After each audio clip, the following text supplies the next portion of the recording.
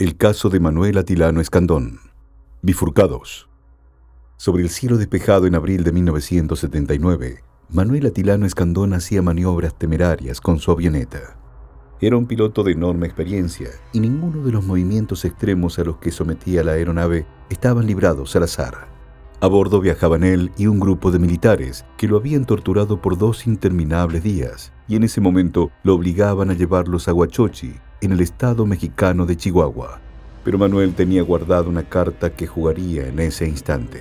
Ante la libertad que le daba volar, había planificado su venganza y estaba a punto de concretarla. Tal fue el impacto social de la revancha de Atilano Escandón contra sus torturadores que se convirtió casi en una leyenda.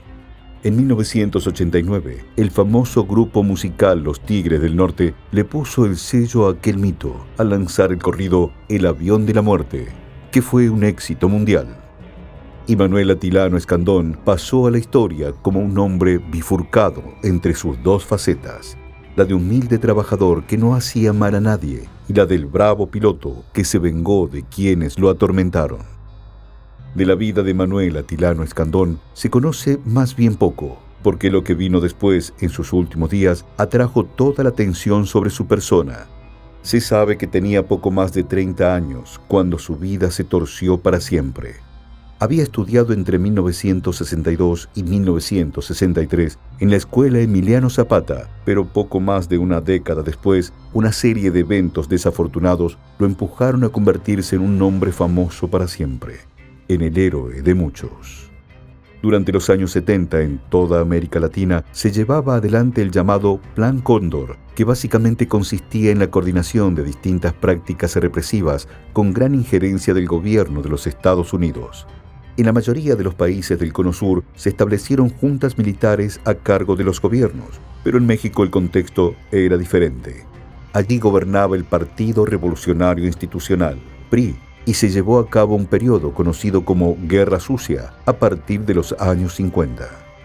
Paralelamente, existió en los 70, cuando tiene lugar nuestra historia de hoy, una expresión bastante particular del programa militar, la Operación Cóndor, una iniciativa conjunta entre los gobiernos norteamericanos, tanto de Estados Unidos como México, para erradicar las plantaciones de amapola y marihuana en el país latino, especialmente en los Altos de Sinaloa.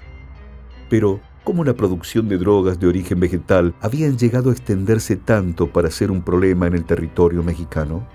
Ocurre que durante la Segunda Guerra Mundial y con el objetivo de producir morfina y otros opioides para sus combatientes, el ejército estadounidense había propiciado este tipo de siembra en pueblos especialmente pobres y marginales de México. Pero en cuanto la contienda bélica llegó a su fin, aquellos habitantes que habían encontrado un sustento económico y una demanda pujante en estos cultivos quedaron desamparados. Estados Unidos se retiró del negocio, al menos como lo había hecho hasta ese momento, y estas grandes porciones de tierra sembrada se convirtieron en plantaciones ilegales. Comenzaban a surgir las primeras rutas del narcotráfico. Como si fuera poco, el ejército, tanto estadounidense como mexicano, emprendió una persecución violenta a aquellos campesinos que cuidaban de las siembras, y el ánimo represivo se fue haciendo cada vez más y más brutal. Ya no solo detenían a quienes verdaderamente estaban implicados en el comercio ilegal, sino a cualquiera que les pareciera sospechoso. Y no los llevaban ante la justicia, sino que los detenían y torturaban para que entregaran a otros supuestos cómplices. La locura se había desatado en las colinas mexicanas, y nadie parecía estar completamente a salvo de que la mala suerte se cruzara en su camino y fuera acusado de un crimen que no había cometido. Algo así ocurrió con Manuel Atilano Escandón, quien jamás imaginó que al realizar un aterrizaje de emergencia en un paraje desolado de Chihuahua estaría sellando un destino trágico que lo marcaría hasta nuestros días. Para 1979, Manuel tenía una pequeña avioneta Piper Cherokee 1967 con matrícula XBQOB que rentaba para realizar tareas agrícolas en distintas zonas rurales de México, cerca del límite con los Estados Unidos. Estaba al tanto de aquel ambiente hostil que venía desarrollándose hacía años entre el ejército y los campesinos, pero él se mantenía más bien al margen. Era un simple trabajador que buscaba no meterse en problemas. El domingo 5 de marzo realizó un vuelo de rutina para unir el aeropuerto de Chihuahua con Sinaloa, donde tenía encomendado un negocio. Iba a fumigar un sector de campo y para ello debía llevar su avioneta hasta allí. Pero a medio camino detectó algunos problemas en su aeronave. Tenía fallas en el motor y aquello no se podía tomar a la ligera. Experimentado y cuidadoso, Manuel decidió hacer un aterrizaje de emergencia lo antes posible y así bajó sobre una meseta para revisar la falla. El punto en el mapa fue específicamente Santiago de los Caballeros, justo en la frontera sinaloense. Rápidamente revisó su avioneta. Concluyó que en esas condiciones no podría completar su viaje previsto, por lo que debía buscar en aquella zona algún mecánico que le pudiera proveer de las partes que tenía que cambiar en el motor. Pero la zona parecía absolutamente desolada y no se veía ningún poblado lo suficientemente cerca como para alcanzarlo con la vista. Entonces comenzó a caminar. Pasó por Culiacán. Luego se dirigió a Chihuahua y allí por fin encontró a dos amigos que le darían una mano con las reparaciones: Víctor Fong y el piloto Rito Quesada, que tenía una avioneta Cessna 182. Juntos emprendieron el regreso a aquel sitio donde Manuel había dejado aparcado su avión. Al sobrevolar el paraje en la avioneta de Quesada, al día siguiente del aterrizaje forzoso, descubrieron que la nave de Manuel ya no estaba allí. Aquello era ciertamente extraño. Una avioneta no desaparecía por sí sola, y si no estaba en condiciones de volar, tampoco era sencillo robarla. Alguien con muchos recursos debía estar detrás de aquel misterio, pero aún Manuel no llegaba siquiera a dimensionar lo que estaba por ocurrir. Intrigado y nervioso por la desaparición de su aeronave, que era además su sustento de vida, regresó a Huachochi con sus compañeros y entró a una gasolinera para intentar averiguar qué había pasado. Allí todos se conocían y cada habitante estaba al tanto de cualquier cosa que pasara. Su corazonada era cierta y rápidamente alguien le dijo que a su avioneta se la habían llevado los militares, que la habían confiscado porque estaban investigando actividades ilegales en la zona. Pero Manuel no tenía nada que ver con todo aquello y razonó. Tampoco no tenía nada que ocultar. Pero pronto descubriría que esa lógica ya no aplicaba en las tierras rurales mexicanas. No existía tal cosa como la presunción de inocencia. Pasaron pocas horas hasta que un escuadrón militar de la Fuerza de Tarea Cóndor se presentó en el pequeño poblado preguntando por Manuel Atilano Escandón, y él dócilmente se identificó y preguntó si sabían qué había pasado con su avión. Los militares le pidieron que lo siguiera y el piloto, convencido de que si colaboraba todo saldría bien, fue con ellos.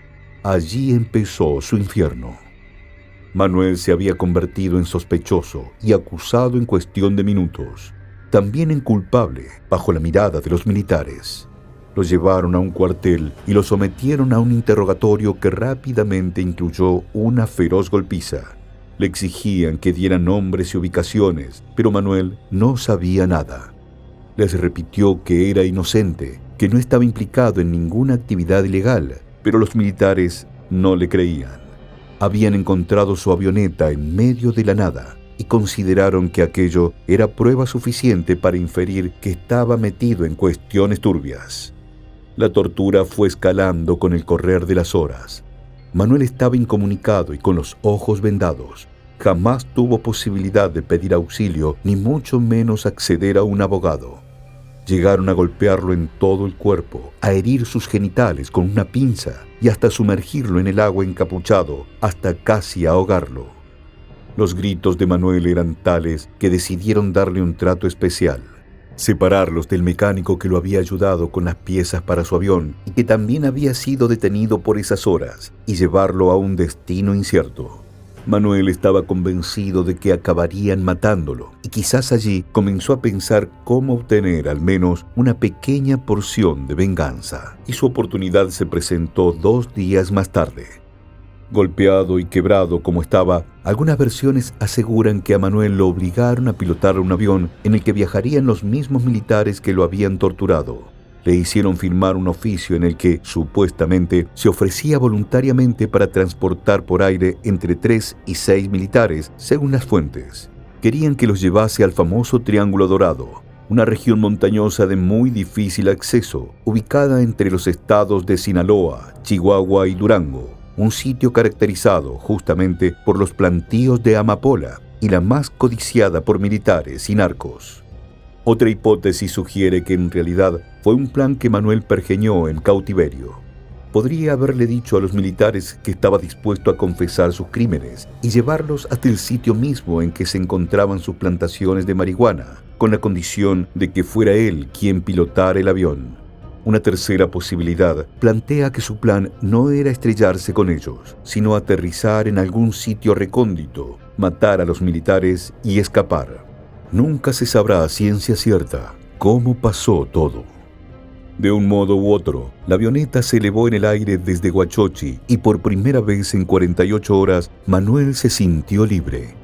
Por algún giro extraño de ese destino tan manchado por imprevistos, sus propios verdugos le habían entregado en sus manos el control de sus vidas.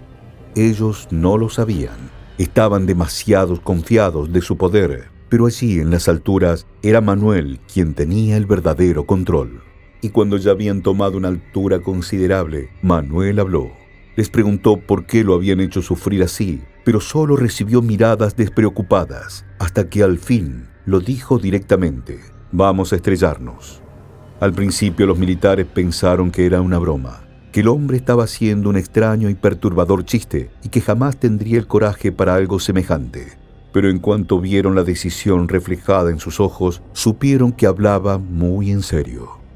Mientras Manuel sobrevolaba la ciudad, accionó la radio y comenzó a hablar con la base de operaciones en tierra. Quería que quedase registro de todo lo que estaba pasando a tantos pies de altura y que más adelante la historia se contara tal cual había sido. Que él era inocente y que lo que estaba a punto de ocurrir no se trataba de un accidente. No estaba apurado por cumplir su venganza, sino que manejaba los tiempos.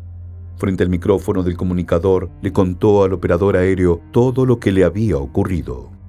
Explicó con lujo de detalles los horrores a los que había sido sometido en esas últimas horas y contó lo que estaba a punto de hacer: chocar la avioneta contra el cuartel militar más cercano y llevarse con él todas las vidas de uniformados que pudiera. A su cacería enviaron 2 helicópteros, pero era imposible interceptar la aeronave sin evitar que todos sus ocupantes murieran. Después de un rato, los helicópteros dejaron de perseguirlo. La alarma entonces se extendió por Badiraguato. Aquella avioneta que desde hacía algunos minutos volaba bajo y hacía piruetas no era un espectáculo o la osadía de algún piloto que quería llamar la atención del público. Estaba por desatarse una tragedia que podía sumir al pueblo en la muerte. Manuel era un piloto experimentado y habilidoso, por lo que sus maniobras le dieron la pauta a los militares de que tenía el control absoluto de los comandos de la aeronave y también de sus vidas. Mientras hablaba por el intercomunicador, acercaba cada vez más la nave a los edificios del pueblo. El cuartel parecía ser su objetivo principal, pero muy cerca de allí había una escuela primaria, por lo que el miedo se extendió rápidamente y las autoridades iniciaron un protocolo de evacuación de emergencia. Pero, ¿cómo ponerse a salvo de una avioneta que revolotea por el aire y cuyo piloto está decidido a estrellarla? Aquello parecía la personificación del terror, pero el pueblo aún no sabía los motivos que tenía Manuel para tomar aquella alocada decisión. La nave se acercó varias veces al cuartel, a punto de tocarlo y acabar con todo. Los uniformados no sabían qué hacer. Si le disparaban, solo acelerarían la destrucción, ya que la avioneta caería sobre ellos. Pero Manuel, paciente, estaba pensando qué hacer. Si se estrellaba en el cuartel, lo más probable era que afectara también a la escuela y a los niños y maestros que había dentro. No quería cobrarse vidas inocentes, por lo que a último momento cambió el rumbo de la avioneta y la dirigió hacia una loma ubicada en Badiraguato, en los límites entre Chihuahua y Sinaloa. En ese punto específico del paisaje, como una bola de fuego incandescente, la avioneta se estrelló fundiéndose con la superficie escarpada. Terminaba una jornada de tensión total para dar paso a una historia mucho más legendaria. En un cementerio de la capital de Chihuahua, Manuel fue enterrado bajo una cruz que tenía una frase que alimentó el mito a su alrededor. Decía: «Señor, hoy estrenas tus nuevas alas». El sitio en la tumba Ñ 52 del patio 16 comenzó a ser un lugar conocido entre los campesinos y la historia de Atilano Escandón comenzó a circular entre los poblados rurales mexicanos. La historia de un hombre común que había sido humillado injustamente, pero que utilizó su oficio para cobrar venganza. El suyo fue uno de los 8.000 casos documentados de vejámenes cometidos bajo la excusa del cóndor. Con el paso de los años, se fueron conociendo detalles sobre los días previos a aquella tragedia, y las cosas se fueron acomodando en torno a una historia de vendetta campesina con la que muchos se sintieron rápidamente identificados. Lo sobrevivió su amigo, Víctor Fong, quien fue detenido en cuanto comenzó a preguntar insistentemente por Manuel. Estuvo 7 días cautivo y lo liberaron luego de que la avioneta se estrellara. Las autoridades acusaron a Fong de los delitos de homicidio en complicidad y daños en propiedad ajena, pero fue liberado poco tiempo después. Su testimonio fue clave para investigar qué había pasado y limpiar el nombre de Manuel para siempre. Teodoro Bello Jaimes, compositor y cantante mexicano, pasó mucho tiempo leyendo y nutriéndose de aquella curiosa historia y decidió que debía inmortalizarla en un corrido que, como decía su instinto, iba a convertirse casi en un himno sobre un evento que ya se había tornado en leyenda. La canción que vio la luz dentro del álbum Mi Bella Suerte contaba este evento en detalle y asentaba los puntos claves de la historia que hemos contado. Y también recogía algunas palabras que el protagonista dijo minutos antes de precipitarse a la muerte. «Soy yo el que manda. Si quieren, usen sus armas. Quiero ver ese valor que en el suelo demostraban», hablándoles directamente a sus torturadores. Con el lanzamiento de esta canción en 1989, la historia de Manuel Atilano Escandón dio un salto mayor y salió de los límites de la comunidad rural mexicana. Su historia ahora era conocida por todo el país y el mundo. Este corrido se convirtió en uno de los más exitosos de los Tigres del Norte, acumulando millones de reproducciones en los actuales sistemas de difusión como YouTube y Spotify. Pero es imposible precisar cuántas millones de veces el disco y los cassettes con la canción fueron escuchados en Chihuahua y Sinaloa, en los mismos pueblos que Manuel supo sobrevolar. Más difícil todavía es calcular cuántas veces en una reunión entre paisanos, alguna noche tranquila de campo, alguien tomó una guitarra y entonó las estrofas de la canción que homenajea a Manuel y que termina así. Dijo adiós a sus amigos, camaradas de aviación, y después allá en el cerro se estrelló con el avión. En Chihuahua y Sinaloa, gran recuerdo les dejó. Y 45 años después de aquel suceso, podemos dejar testimonio de ello.